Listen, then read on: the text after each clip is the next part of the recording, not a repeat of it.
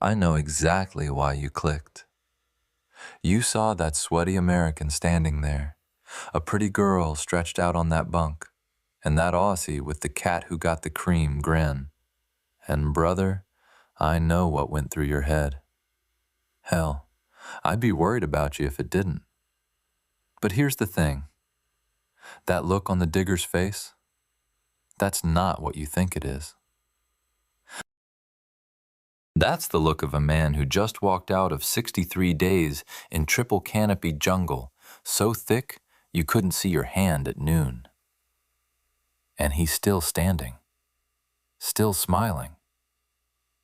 Meanwhile, that American GI looks like he got run through a cotton gin, soaked through, eyes hollow, boots falling apart. And the girl? She's looking at the Aussie. Because she knows something the Pentagon didn't figure out until it was way too late. Welcome back, gentlemen. Pour yourself something cold, sit down, and let's talk about the jungle. Not the Hollywood jungle. Not the one with the dramatic music and the slow motion heroics. The real one. Vietnam, 1968. The kind of jungle that ate men alive. Not in the poetic sense, but literally. Foot rot, leeches in places you don't want to think about. Heat that sat on your chest like a fat sergeant at a desk job. This is the story of what happened when two very different armies faced the exact same problem deep in War Zone D and walked away with two very different results. One of them walked away at all. The other one was carried. Let's set the table here. By 1968, the United States military had been in Vietnam for years, and it had brought everything it owned. Helicopters by the thousands, napalm, arc-light B-52 strikes that shook the earth 60 miles away. The M16, that controversial little rifle that the brass in Washington had pushed through over the objections of every grunt who actually had to trust his life to it. America was fighting Vietnam the way America fights everything. Loud, fast, overwhelming, and expensive. And in a lot of places, it worked. You put enough steel in the air, and eventually the other guy runs out of places to hide. Except in the deep jungle, it didn't work. Not even close. See, the problem with War Zone D, that stretch of triple canopy wilderness northeast of Saigon, was that it didn't care about your firepower. You couldn't bomb what you couldn't find. You couldn't call in a Huey gunship when the trees were so thick the pilot couldn't even see the ground. Charlie knew this.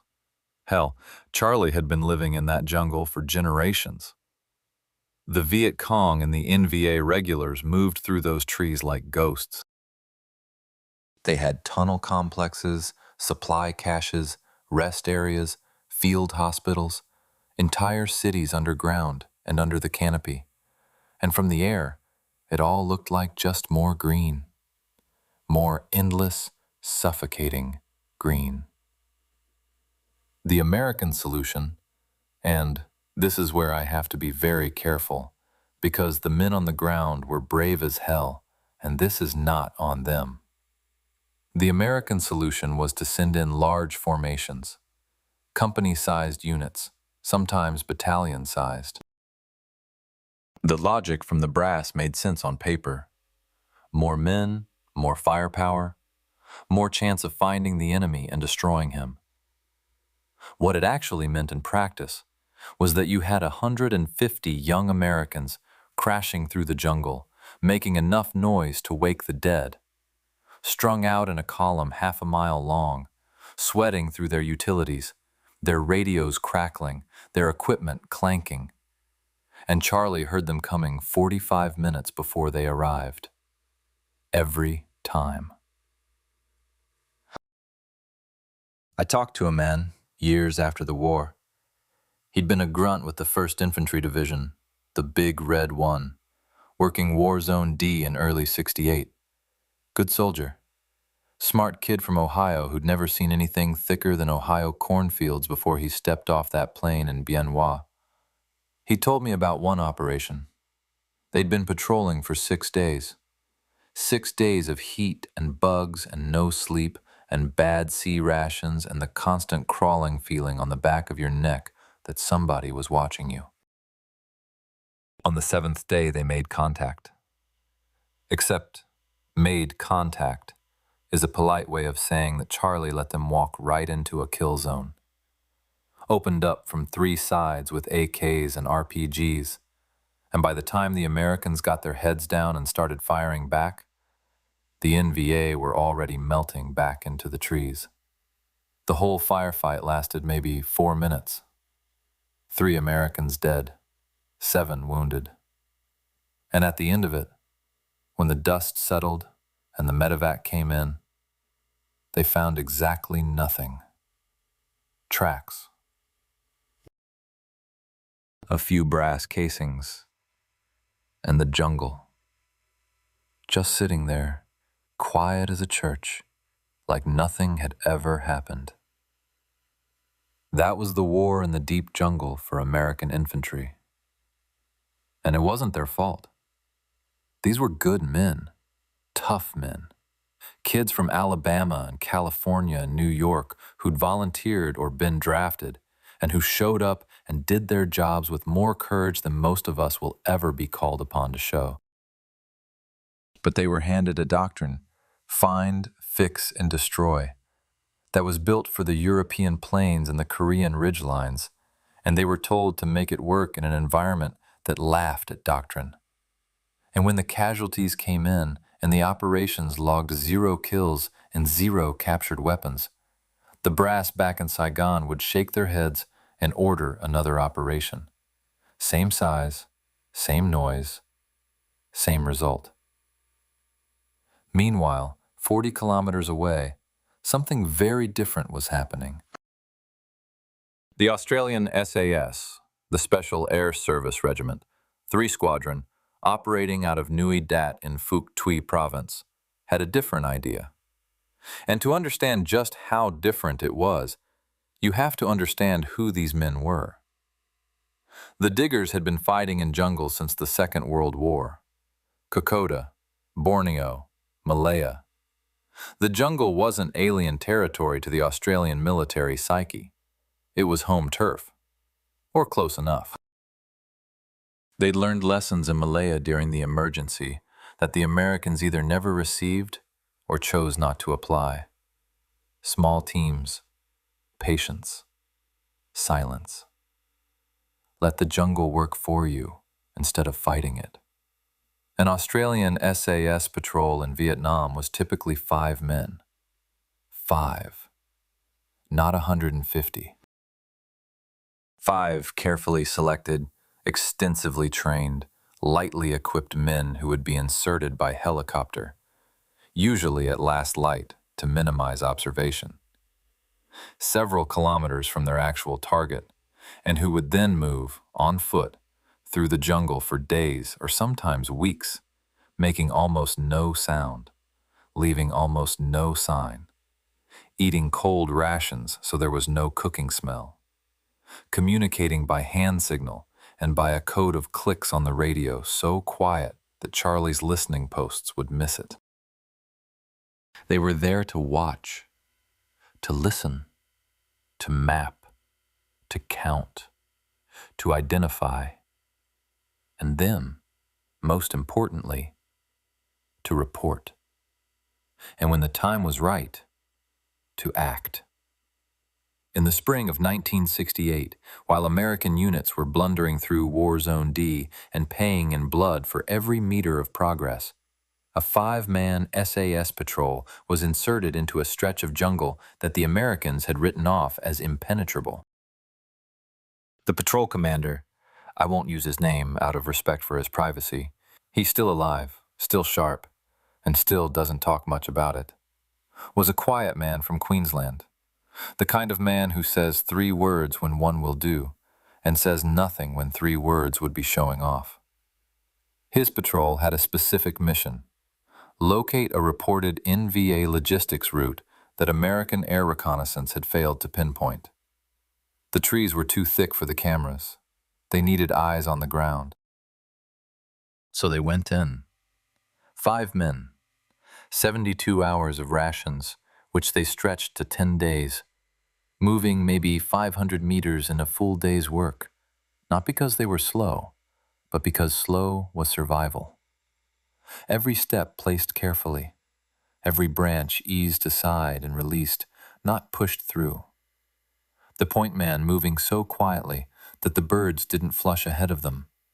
And in that jungle, that was the standard. If the birds flushed, you'd failed.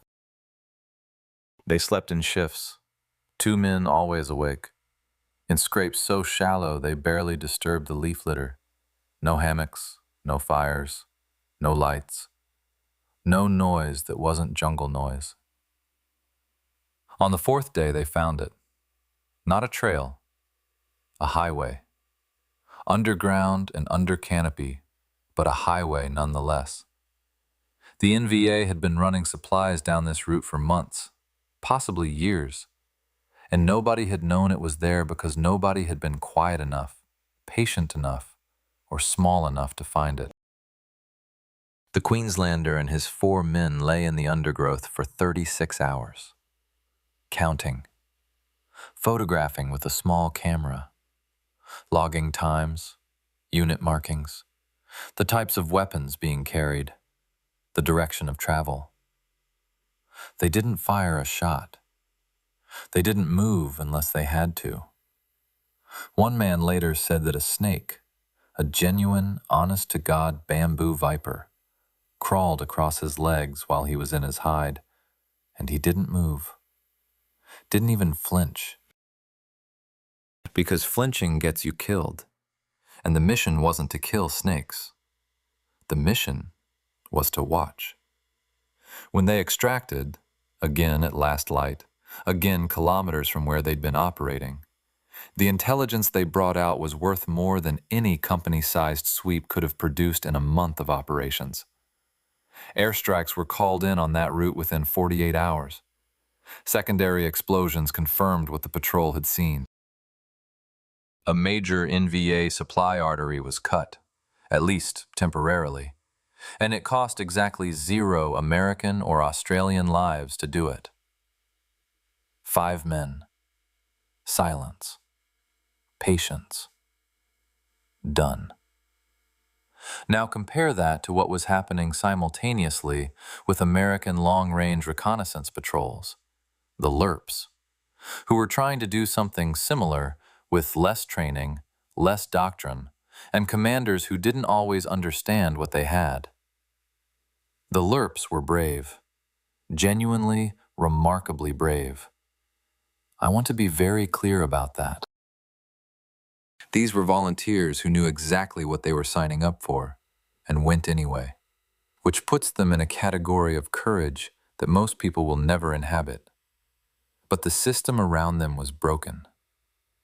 They'd go out as 6-man teams, which was already larger than ideal, and half the time their insertion was observed because the helicopters were flying the same patterns at the same times.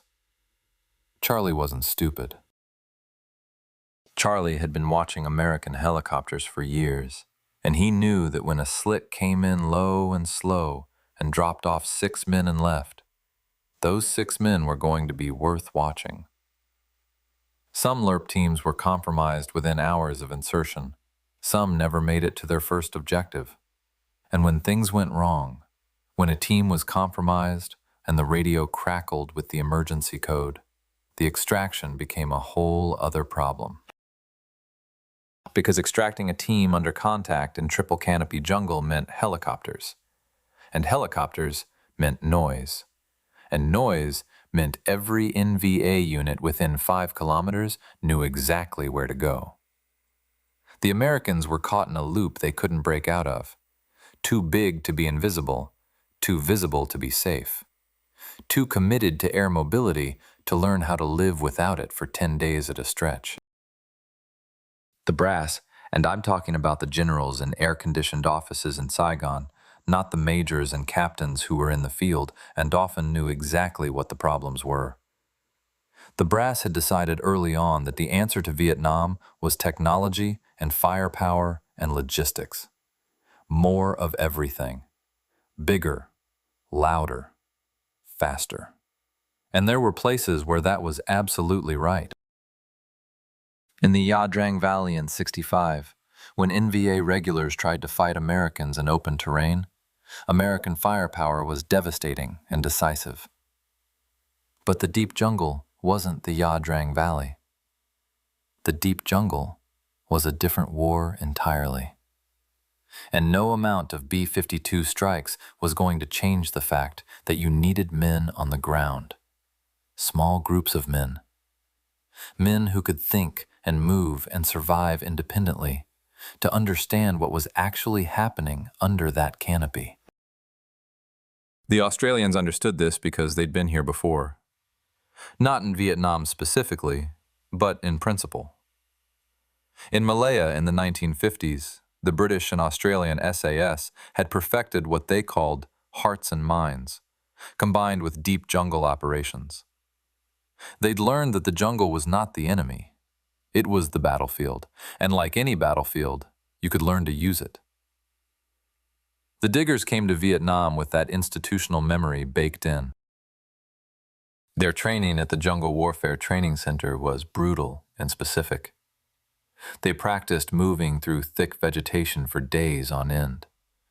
They practiced patrol craft until it was reflex, not thought. They practiced contact drills until every man knew exactly what every other man would do in every conceivable situation, so that when contact came, and it always came eventually, the response was automatic, controlled, and decisive. Their weapons reflected this philosophy too. While the American grunt was wrestling with the early M16, a rifle that, in the wet and the mud and the heat of Vietnam, had a disturbing tendency to jam at the worst possible moment, partly because some genius in the Pentagon had decided to ship it without cleaning kits, because they'd been told it was self-cleaning, which is one of the great lies in the history of military procurement. The Australian SAS was carrying a mix of weapons chosen for specific purposes. The Owen gun had given way to the F-1 submachine gun, and later the M16. But the diggers also carried the SLR, the L1A1 self-loading rifle, a heavy, reliable, hard-hitting weapon in 7.62 millimeter NATO that did not care about mud or humidity or 3 weeks in the jungle without a proper cleaning. It just worked. And in the deep jungle, "it just works" is the most beautiful phrase in any language. They also carried the M79 grenade launcher, the blooper, the Americans called it. And the diggers had their own names for it, that I won't repeat in polite company. But where the Americans often used it as a direct fire weapon, the SAS patrol commander used it surgically. One round, placed exactly right, to break contact and disappear back into the jungle. Not to win a firefight, to end one before it started, and be gone before the echo died. Because that was the digger philosophy in a nutshell. You are 5 men in a jungle full of the enemy. You are not there to win a firefight. You are there to gather information, accomplish your specific mission, and come home with all 5 men still breathing. Pride is for bar rooms. Survival is for the jungle. And if making sure all 5 of your men come home means swallowing your pride and breaking contact when a lesser man might stand and fight, well, that's not cowardice. That's professionalism of the highest order. Now, let me tell you about a bar in Vung Tau. Vung Tau was the R&R town on the coast. Beautiful beaches, warm water, cold beer. And for a few days you could almost forget that the war existed at all. The Americans called it Vung Tau. The Australians called it Vungers. and both of them descended on the place like men who had been living on sea rations and fear for months, which is exactly what they were. The bars along the waterfront were full every night, full of American GIs, Australian diggers, the occasional New Zealander, and the kind of women who understood that a soldier with money and 2 days of R&R is a man who needs to laugh more than anything else. There was one particular bar. I'll call it what the regulars called it, which was the Hole, because the official name on the sign had faded off years before anyone currently drinking there had arrived in country. And it was in the Hole, one evening in the summer of '68, that a conversation happened which, if there had been anyone sober enough to write it down at the time, would have made a hell of a training manual. A staff sergeant from the 173rd Airborne, good man, tough as nails, had been working the deep jungle for 6 months and had the hollowed-out eyes that come from too many contacts and not enough sleep, was sitting at the bar with a bottle of Ba Muay Ba, 33 export, the Vietnamese beer that tasted like it had been brewed in a rubber boot, but which, after 6 months in the bush, tasted like the finest thing ever fermented. And next to him, working on something similar, was a corporal from 3 Squadron SAS. Young. Quiet. The kind of quiet that isn't unfriendly, just economical.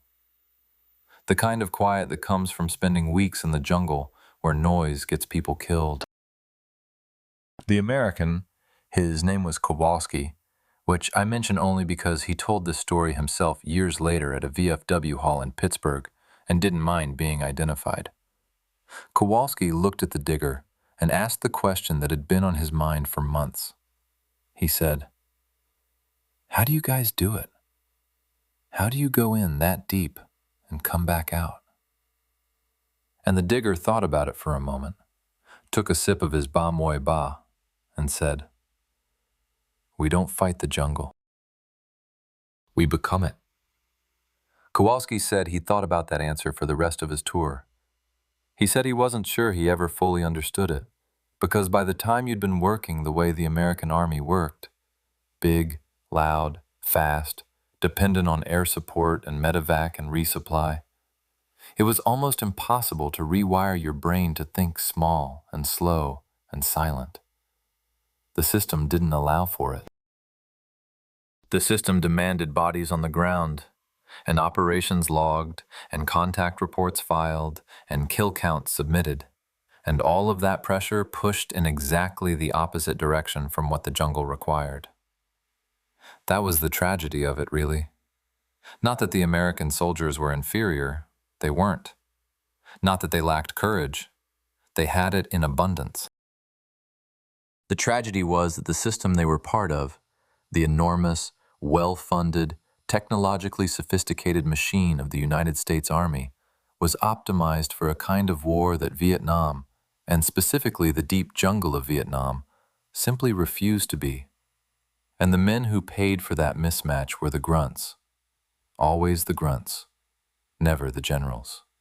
The Australian SAS had no such machine to answer to. Or rather, they had one, but it was smaller, more flexible, and run by men who had actually been in the jungle themselves and knew what it demanded.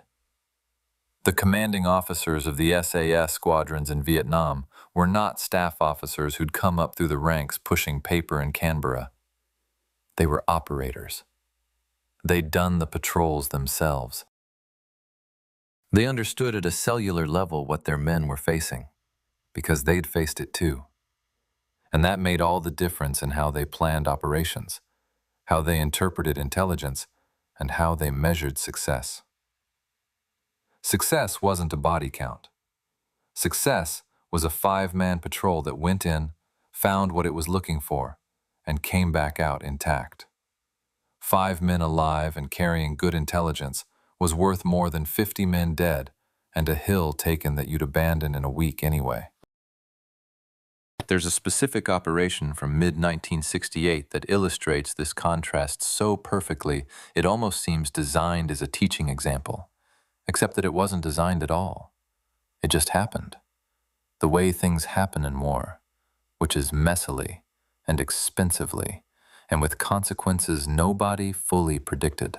An American battalion had been tasked with clearing a section of jungle in Phuc Tuy that was believed to be harboring an NVA battalion headquarters. The intelligence was solid, or at least it was solid enough that the brass was confident, which in Vietnam was not always the same thing. The operation was planned as a classic hammer and anvil, one unit pushing through from the north, another blocking to the south, air assets on call, artillery registered on likely withdrawal routes. On paper, it looked clean, professional, the kind of operation that gets written up well in after-action reports. What happened in practice was that the NVA knew they were coming approximately 18 hours before the operation kicked off. How? Hard to say with certainty. Maybe a compromised radio frequency. Maybe a local informant. Maybe just the simple fact that moving a battalion into a jump-off position in Vietnam generates a certain amount of activity. Trucks, helicopters, increased radio traffic. That an experienced enemy intelligence network will notice and correctly interpret. Whatever the reason, by the time the American units pushed off their start lines, the NVA headquarters element had already moved, leaving behind a reinforced rear guard with the specific mission of making the Americans pay for every meter of advance while the main element slipped away to the west. The Americans walked into it hard. The point elements hit the first ambush positions, and the firefight that followed was brutal and confused and loud. The way firefights in triple canopy jungle always are. Visibility down to maybe 10 meters, firing at muzzle flashes and sound. The jungle itself seeming to absorb and redirect noise until you genuinely couldn't tell which direction the fire was coming from. Artillery was called in, but the coordinates were uncertain because nobody could see well enough to confirm exactly where the friendly units were relative to the enemy. And the last thing you want when you're in a confused firefight in thick jungle is your own artillery landing on your own head. Air assets were essentially useless. The canopy was too thick for effective strikes close enough to the contact to matter.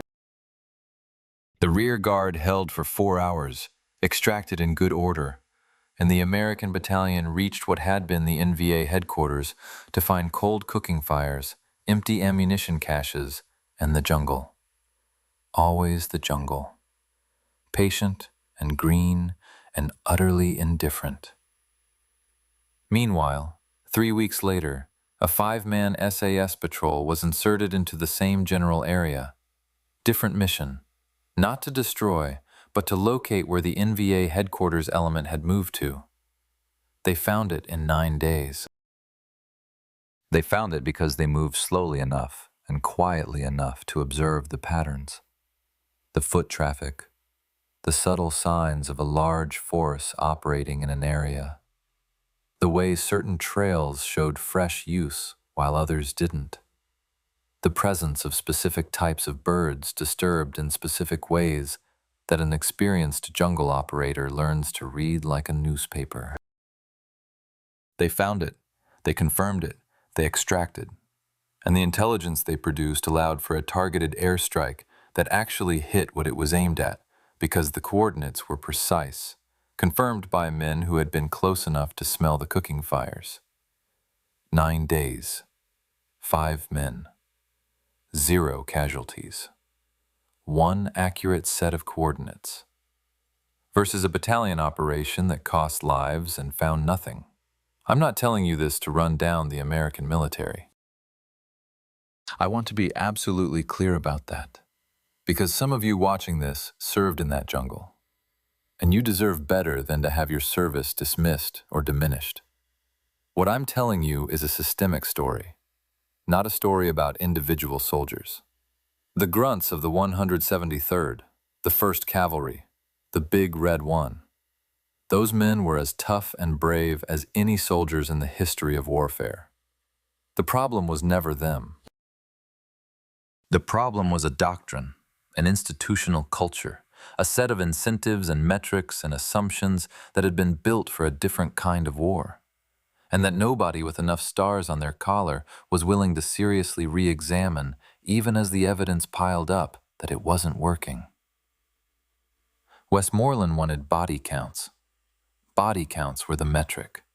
Body counts drove promotions, justified budgets, demonstrated progress to Washington.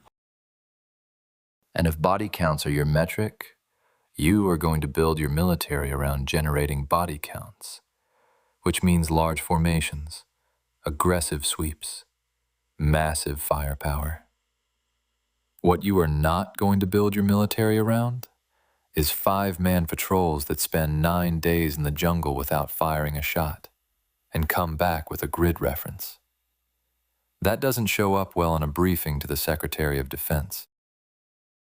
"Sir, we found where they are," doesn't have the same ring as, "Sir, we killed 400 of them this week," even if finding where they are is worth infinitely more in the long run.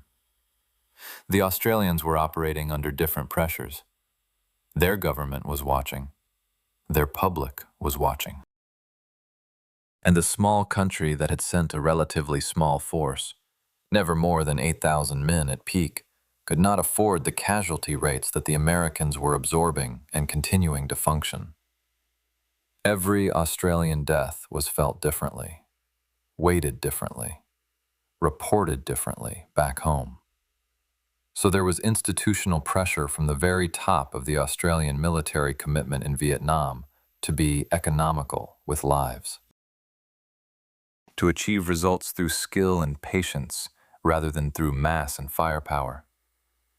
Which sounds obvious when you say it like that, but when you're running a war and the clock is ticking and Washington is asking for progress, patience is a hard thing to sell. Brigadier Stuart Graham, who commanded the Australian task force at Nui Dat for part of this period, understood this calculus precisely. His orders to the SAS were essentially, go deep, find things, don't get into fights you don't choose, come back alive. Bring me information. Information wins wars. Bodies just fill graveyards.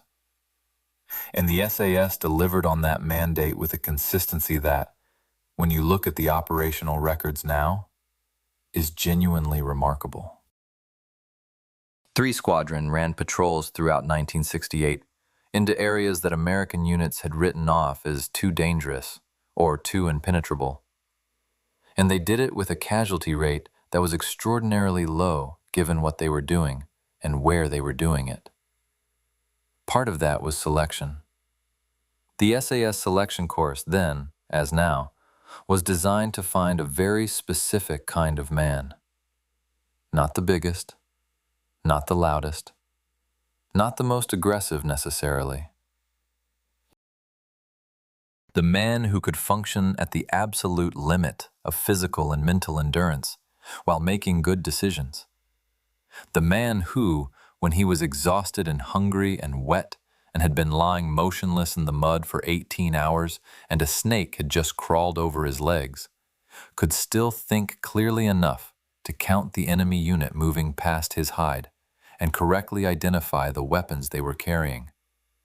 That kind of man is rare. The SAS found them and trained them further, and then trusted them to operate with a degree of independence that would have made most American battalion commanders break out in a cold sweat. Because that was the other thing. The SAS patrol commander in the field had authority to make decisions. Real decisions. He could abort a mission if the situation demanded it, without having to radio back to headquarters and wait for approval from someone who couldn't see what he was seeing. He could modify his approach, his route, his timeline. He was trusted. And that trust, that institutional respect for the judgment of the man on the ground, was itself a force multiplier. Because a man who is trusted to make decisions makes better decisions than a man who is waiting to be told what to do. The American LRP and Special Forces operators had much of this same quality at the individual level. Smart, skilled, adaptable men who knew the jungle and knew their business.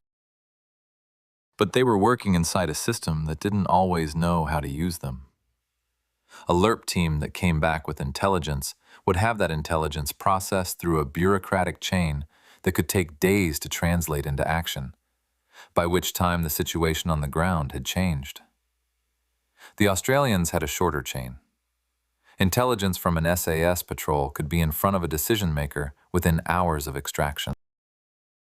That difference in reaction time, that ability to act on information while it was still fresh, was worth more than any amount of additional firepower.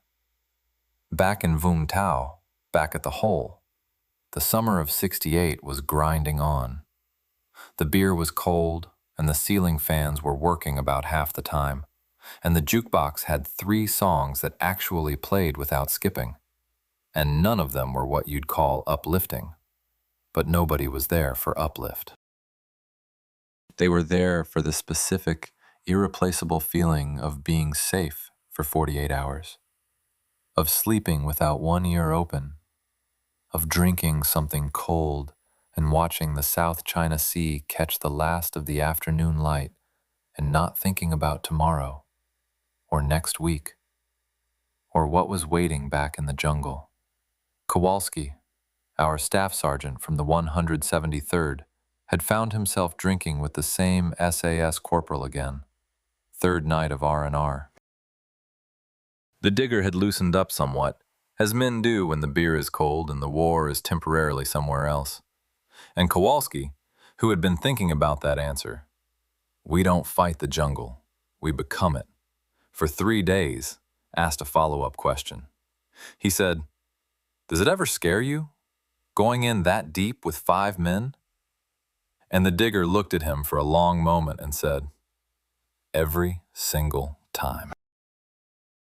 Any man who says it doesn't is either lying, or he's the kind of man you don't want in your patrol. And then he took a drink and said, "But scared and stopped are 2 different things." Kowalski said that was the most useful thing anyone told him during his entire time in Vietnam. Scared and stopped are 2 different things. Think about that for a moment, gentlemen. Because that sentence contains more genuine military wisdom than most of what gets written in doctrine manuals and staff college papers. Fear is not the enemy.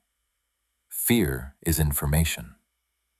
Fear tells you that what you're doing is dangerous and that you need to be careful and precise and switched on. The men who got killed in that jungle, on both sides of the wire, were often not the ones who were scared. They were the ones who stopped being scared. The ones who'd been in country long enough that the alertness had worn down into routine. And routine in a combat zone is a very efficient way to get yourself and your friends killed. The SAS selection process, brutal as it was, had a specific interest in finding men who maintained that productive fear. Men who could be terrified and functional simultaneously. Men who understood that the jungle was trying to kill them every single minute, not maliciously, not personally, but with the complete indifference of a natural system that doesn't care whether you live or die, and who used that understanding to stay sharp, stay quiet, stay alive. It's a particular kind of psychological wiring. Not everyone has it. Most people, when frightened enough for long enough, either shut down or get reckless. The SAS was looking for the narrow slice of men who could hold that middle ground indefinitely, weeks at a stretch, alone in the green dark with 4 other men who depended on them completely. By late 1968, the intelligence picture in Phuc Tuy province, the Australian area of operations, was substantially better than it was in most other parts of South Vietnam. And a significant part of the reason for that was the SAS patrol program. The diggers had mapped trail networks, identified base areas, located supply caches, confirmed or denied intelligence reports from other sources, and built up a detailed understanding of NVA and Viet Cong movement patterns that allowed the rest of the Australian task force to operate with a precision that reduced casualties and increased effectiveness. The infantry battalions, the Royal Australian Regiment units doing the hard, dirty work of clearing and holding ground, benefited enormously from knowing where Charlie was and where Charlie was going, because knowing that meant they could set ambushes instead of walking into them. And in the jungle, the difference between setting an ambush and walking into one is the difference between winning and losing, between coming home and not coming home. The Long Tan battle in '66 had already demonstrated that Australian infantry, when it knew what it was dealing with, and when it had artillery support properly coordinated, could take on NVA and VC forces vastly larger than itself and win convincingly. Long Tan was 108 Australians against an estimated 2,500 enemy, and the Australians held their ground and inflicted catastrophic losses on the attacking force. That battle became legendary, and rightly so. It was an extraordinary feat of arms by ordinary soldiers who refused to break under pressure that would have broken most units.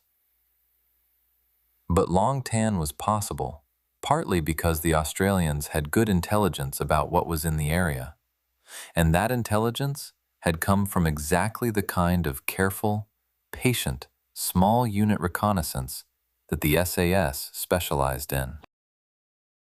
The Americans who worked alongside the Australians in Vietnam, and there was significant joint operations activity, particularly in Phuoc Tuy and the surrounding provinces, came away from that experience with a complex set of reactions. Some of them were impressed, genuinely, sincerely impressed by what the diggers could do in the jungle, and by the economy and precision with which they did it. Some of them were frustrated because the Australian way of doing things was slower and quieter and less cinematically dramatic than the American way. And Americans in 1968 were under enormous pressure to generate results that could be reported, photographed, filmed, and broadcast back to a domestic audience that was rapidly losing its patience with the war. A 5-man patrol that came back with a grid reference didn't make good television. A battalion air assault into a hot LZ, with helicopters and smoke and tracers in the daylight, that made good television, even when it achieved nothing strategically. Some American officers, to their credit, tried to learn. There were formal and informal exchanges, conversations like the one at the Hole, multiplied across dozens of bars and briefing rooms and patrol debriefs. American Special Forces units that worked closely with the Australians absorbed some of what the diggers knew, and the better LRRP units, the ones with experienced patrol leaders who'd been in country long enough to shed some of the institutional assumptions they'd arrived with, developed their own versions of the Australian approach. Not identical, because the two armies came from different places and had different resources and different constraints, but recognizably related. The principle was the same: small, quiet, patient, precise. The tragedy is that this learning happened too slowly and too incompletely to change the overall trajectory of the American effort.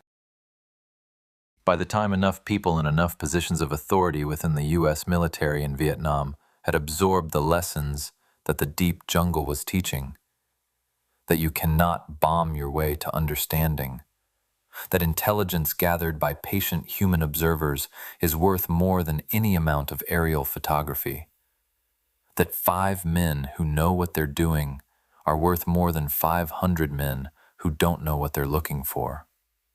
By the time that understanding had penetrated deeply enough to affect doctrine and planning at the operational level, the political situation had moved past the point where better tactics could change the strategic outcome. That's a bitter thing to say, and I say it with full respect for every man who served. The war was lost, if it was lost, in Washington and in Hanoi, and in the complex political calculus of Southeast Asia in the 1960s, not in the jungles of War Zone D. The men who fought in those jungles, American, Australian, South Vietnamese, fought with everything they had. They deserved better leadership at the strategic level than they received. And the ones who came home deserved better than what America gave them when they got back. But that's a different story for a different day. What I want you to take from today is simpler than all that strategic complexity. I want you to take the image of 5 men moving through triple canopy jungle so quietly that the birds don't flush. Moving 500 meters in a day and considering that good progress. Lying in the mud for 36 hours counting enemy soldiers passing 2 meters away and not moving a muscle. Coming home with information that saves lives and wins battles without firing a shot, without calling in air support, without a single medevac. 5 men and silence and patience and a completely different understanding of what the jungle is and what it requires of the men who enter it. And I want you to hold that image next to the image of 150 Americans crashing through the same jungle, doing their absolute level best, brave as the day is long, working with equipment that sometimes worked and sometimes didn't, following doctrine that had been designed for a different war, in service of a strategy that was built around metrics that the jungle didn't care about. Both of those images are true. Both of those images deserve respect, because the men in both of them were doing what they'd been told to do, to the best of their very considerable abilities. The difference between them is not a difference in the quality of the soldiers. It's a difference in the quality of the thinking that put them in the jungle and defined what they were supposed to do when they got there. And if there's a lesson in that for anyone beyond the purely historical, for anyone who's ever been handed the wrong tools for the job by someone who'd never done the job themselves, told to make it work and blamed when it didn't, well, I think you can draw your own conclusions. Some of you have been drawing those conclusions for 50 years. The summer of '68 eventually ended, the way summers do.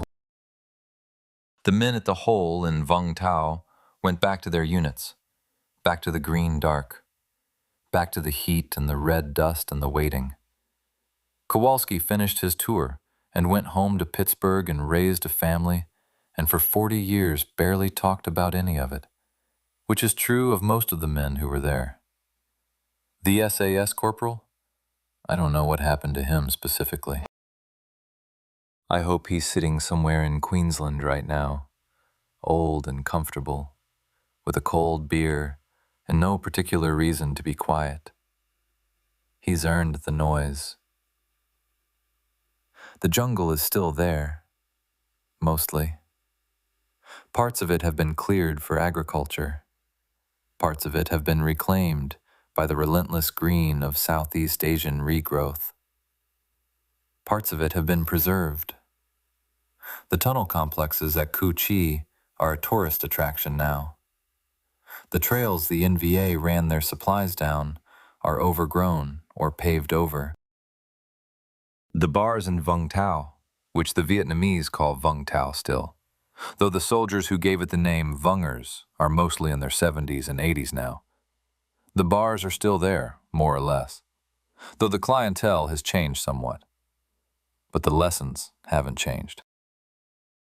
The lessons of the deep jungle of 1968 are as valid today as they were when 5 quiet men from Queensland were lying in the mud counting enemy soldiers, and 150 brave men from Ohio and Alabama and California were crashing through the undergrowth trying to find an enemy who heard them coming before they left their start lines. Small and quiet beats large and loud, when large and loud is all you know how to be. Patience beats aggression when aggression plays into the enemy's hands.